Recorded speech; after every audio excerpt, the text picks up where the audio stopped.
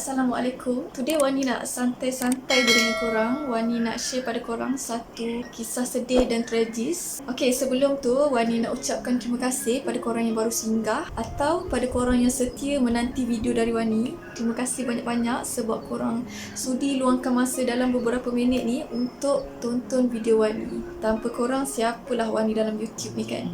Wani hargai sangat-sangat. First, Wani nak cakap siapalah yang tak kenal dengan siri kartun Doraemon ni kan? Kartun yang sangat terkenal satu dunia. Even Wani masa kecil pun, Wani dah kenal and dah tengok siri kartun ni. Kartun Doraemon ni dah wujud berpuluh tahun yang lalu. Tapi kartun ni sampai sekarang pun masih lagi relevan. Masih lagi ada budak-budak yang tengok sampai ke hari ni. Kalau tanya favourite kartun Wani, kartun ni lah yang Wani paling suka. Siap dah hafal lah dia punya intro lagu tu kan. Okay, jom Wani cerita sikit berkenaan dengan kartun Doraemon ni.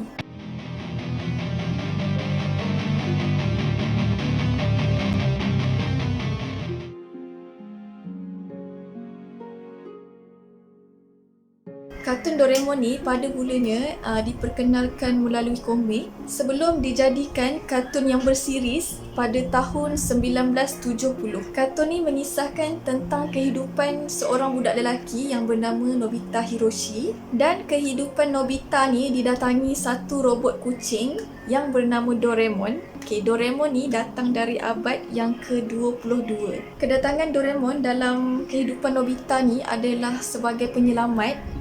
Seperti yang kita tengok pada cerita dia, Nobita ni kan selalu kena marah dengan mak dia sebab selalu dapat markah kosong dalam exam. Maknanya kat sini Nobita ni dia mengalami masalah lemah dalam pembelajaran. And bila dekat sekolah, Nobita ni selalu kena bully dengan kawan dia, dengan Giant dan Sunyo. So Doraemon ni dalam cerita ni dia ditugaskan untuk menyelamatkan Nobita agar Nobita ni jadi orang yang kuat dan berjaya satu hari nanti. Kiranya Doraemon ni ditugaskan untuk membantulah menolong Nobita dikala Nobita ni ada masalah lah. Doraemon ni seperti yang kita tengok pada cerita, dia ada macam-macam peralatan yang canggih untuk membantu Nobita. Tak kira lah Nobita ni ada masalah apa sekalipun, dibuli ke, kena marah ke, atau nak main alat permainan, semua nak Doraemon yang tolong dia. Dari situlah dia ni bergantung harap dengan Doraemon. So Doraemon ni dia dah jadi best friend kepada Nobita.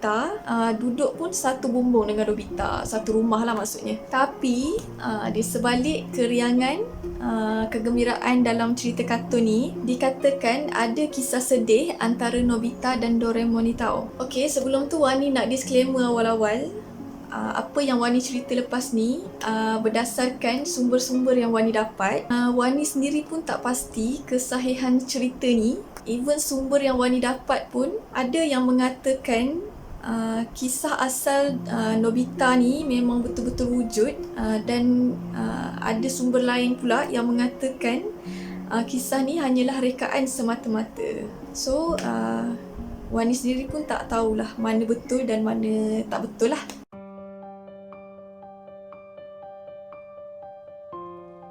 Menurut apa yang Wani faham, Nobita asal ni memang wujud. Dia adalah seorang budak lelaki yang berumur 9 tahun daripada Jepun, dan difahamkan Nobita ni ada satu penyakit skizofrenia. Skizofrenia ni adalah satu penyakit mental yang sukar dikawal. Skizofrenia ni membuatkan Nobita ni dia suka berhalusinasi, berimajinasi, dan apa yang dia nampak tu dia anggap semua tu adalah nyata. Maksudnya apa yang dia nampak tu dia anggap benda tu betul-betul berlaku dalam dunia kita ni. Disebabkan Nobita ni dia hidap penyakit ni, so dia ni jadi seorang yang lemah. Bila dekat sekolah dia selalu kena bully dengan kawan-kawan, dipulaukan dengan kawan-kawan. Kat sekolah ni memang tak ada satu pula yang nak berkawan dengan dia.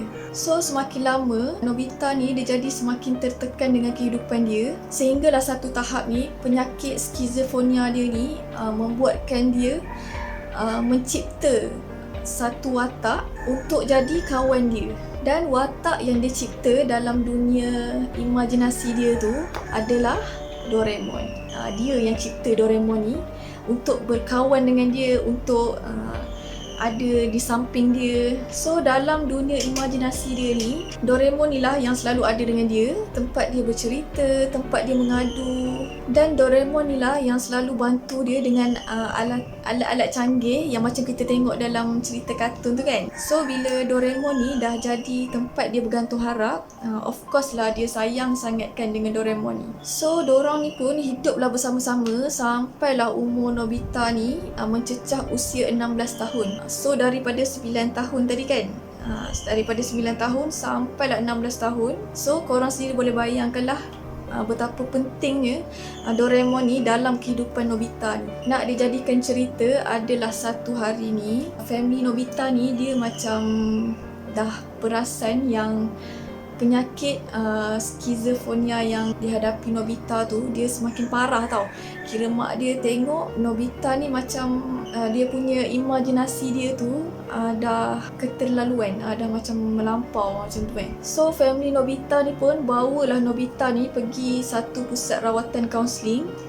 Dia bawa Nobita ni pergi berubat lah kan. So pihak pusat rawatan kaunseling tu pun cubalah sedaya upaya untuk sedarkan Nobita yang Doraemon ni sebenarnya tak wujud, hanya imajinasi dia je selama ni. So bila dah semakin hari, semakin lama dia pergi ke pusat rawatan kaunseling tu, jadi Nobita ni dia semakin sedar yang Doraemon ni memang betul-betul tak wujud dalam dunia nyata. Kira dia macam dah semakin better lah kan bila dia pergi ke pusat tu. Bila Nobita ni semakin sihat dan dia dah tahu yang Doraemon ni betul-betul tak wujud, so dia sangat-sangat sedih lah. Sebab dia dah sayangkan Doraemon ni. Mana taknya kan kawan yang selalu ada di samping dia, yang sangat-sangat penting dalam hidup dia, yang tolong dia time dia ada masalah. So hal ni membuatkan Nobita menjadi kemurungan yang sangat teruk. Walaupun dia semakin better, tapi dengan apa yang terjadi tu membuatkan Nobita ni dia jadi murung tau. Ibarat macam kita bila kehilangan orang yang betul-betul kita sayang, so Nobita ni dia jadi murung, dia rasa keseorangan balik macam dulu-dulu waktu dia umur 9 tahun tu kan. Disebabkan Nobita ni tak dapat terima hakikat yang Doraemon tu dah tak ada, tak wujud, so dia pun ambil jalan pintas dengan menembak kepala dia menggunakan pistol ayah dia pada usia 16 tahun tu lah. Kisah ni tamat dekat sini. Okey, apa yang kita boleh ambil sebagai pengajaran dalam kisah Nobita ni adalah kalau ada kawan-kawan atau ahli keluarga atau siapa-siapalah yang mengidap penyakit skizofrenia ni, sebolehnya kita kena beri sokongan pada dia supaya dia boleh hidup normal macam kita. Jangan sesekali kita merendahkan dia, kita bully dia atau jatuhkan semangat dia. Okey, sampai sini je video dari Wani. Kalau korang suka dengan cerita yang Wani bawakan pada kali ni, jangan lupa like dan subscribe. Okey, jumpa next video. Assalamualaikum.